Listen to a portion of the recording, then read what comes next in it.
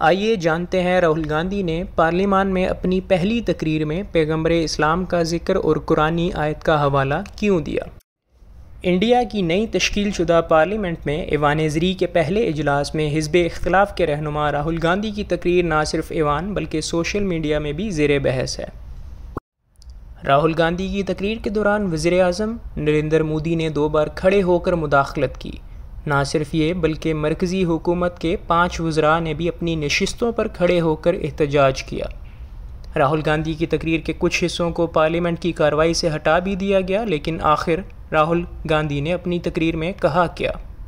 راہل گاندھی نے اپنی تقریر کے دوران ملک کے کئی مسائل پر بات کی، لیکن انہوں نے سب سے زیادہ وقت بی جے پی، وزیر اعظم نریندر مودی اور ان کی پالیسیوں کی تنقید پر دیا۔ انہوں نے حکمران جماعت بھارتیہ جنتا پارٹی پر الزام لگایا کہ اس نے سماج کی کئی طبقات میں خوف پیدا کر دیا ہے۔ راہل گاندھی نے کہا، جو لوگ اپنے آپ کو ہندو کہتے ہیں وہ 24 گھنٹے جھوٹ اور تشدد کی بات کرتے ہیں۔ راہل گاندھی نے ایک پلے کارڈ دکھاتے ہوئے پیغمبر اسلام کے نام پر درود بھیجا، جبکہ مسلمانوں کی مذہبی کتاب قرآن کی ایک آیت کا حوالہ دیتے ہوئے کہا، خدا نے فرمایا کہ ڈرو مت، میں تمہارے ساتھ ہوں اور سنتا ہوں اور دیکھتا ہوں۔ انہوں نے مزید زور دیا کہ اسلام میں بھی کہا گیا ہے کہ ڈرنا نہیں۔ راہل گاندھی نے اپنی تقریر میں ہندو مت اور اسلام کے بعد سکھ، بدھ، جین اور عیسائیت کے مذاہب میں بھی بے خوفی کے پیغامات پڑھے۔ بعد میں انہوں نے سوشل میڈیا اکاؤنٹ پر بھی لکھا کہ ہر مذہب سکھاتا ہے ڈرو مت، ڈراؤ مت۔ جب بی جے پی نے ملک میں خوف پھیلایا تو انڈیا کانگریس کے اتحادی گروپ نے آئین اور جمہوریت کے تحفظ کے لیے اس سوچ کو اپنایا۔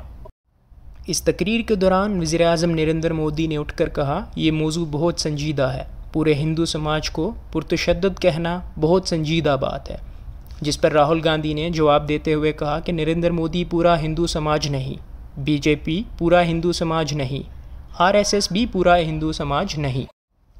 راہل گاندھی نے کہا، میں ہندو مذہب نہیں بلکہ اس کے غلط استعمال کے خلاف ہوں۔ کئی حکومتی وزراء نے ایوان کے اندر راہل گاندھی کی تقریر کی مخالفت کی، جبکہ ایوان کے باہر بھی کئی حکومتی وزراء راہل گاندھی کے بیان کے مختصر کلپس شیئر کر رہے ہیں اور اس پر ہندو مخالف ہونے کا الزام لگا رہے ہیں۔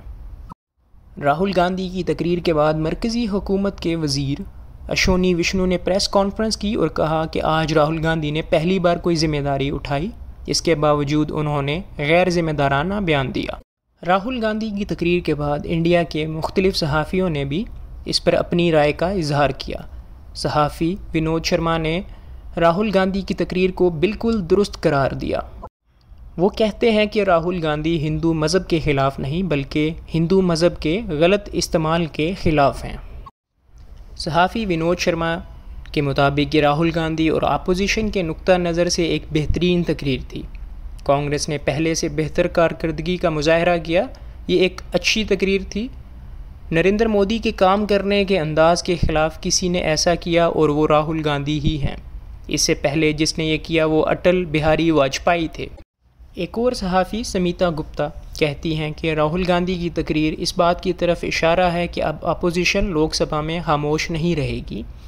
راہل گاندھی اب صرف فرنٹ فٹ پر کھیلیں گے۔ راہل گاندھی نے جس طرح بی جے پی پر حملہ کیا، اس سے وزیر اعظم کافی سخت ناراض ہوئے ہیں۔ اس سے پہلے ایسا کبھی نہیں ہوا۔ راہل کو جواب دینے کے لیے 3 بڑے لیڈر کھڑے ہو گئے ہیں۔ سمیتا گپتا کہتی ہیں کہ یہ اپوزیشن کے لیے ایک اچھی علامت ہے کہ راہل گاندھی جنہیں بی جے پی پہلے پپو پپو کہتی تھی، اب ان کو لیڈر ماننے پر مجبور ہو گئے ہیں۔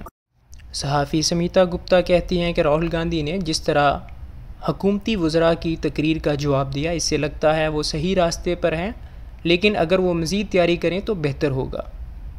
سمیتا گپتا نے کہا، راہل گاندھی کو اپنے الفاظ کا انتخاب احتیاط سے کرنا ہوگا۔ اس بار انتخابی نتائج کو دیکھتے ہوں تو پتہ چلتا ہے کہ لوگوں کو سمجھ آنے لگی ہے، مذہب کو سیاست کے لیے اس طرح استعمال نہیں کیا جا سکتا۔